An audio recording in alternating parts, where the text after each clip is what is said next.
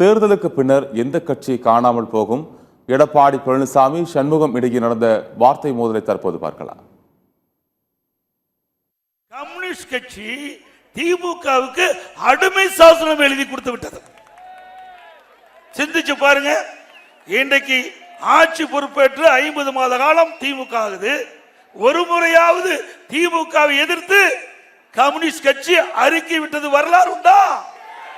அறிக்கை விட்டிருக்காங்களா? ஆனால் சட்டமன்றத்திலையும் திராவிட முன்னேற்ற கழகத்தை பற்றி விமர்சனம் செய்வது கிடையாது. அதே போல வெளியில் மக்களுக்கு ஏற்படுகின்ற பிரச்சனை பற்றியும் திமுகவை எதிர்த்து பேசுவது கிடையாது.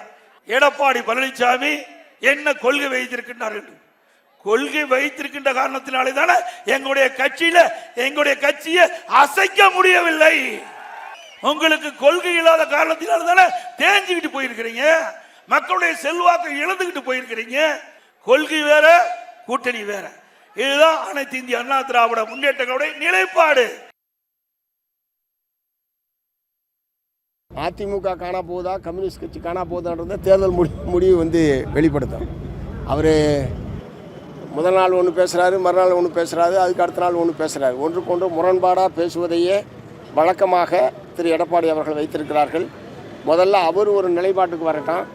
அந்த கூட்டணியை முதல்ல சரி செய்ய வேண்டிய ஏராளமான விஷயங்கள். அதிமுக பிஜேபி கூட்டணியே ஒரு ஒன்றுபட்ட கூட்டணியாக இல்லாமல் ஒருத்தர் கூட்டணி ஆட்சின்றாரு, ஒருத்தர் தனித்து ஆட்சின்றாரு.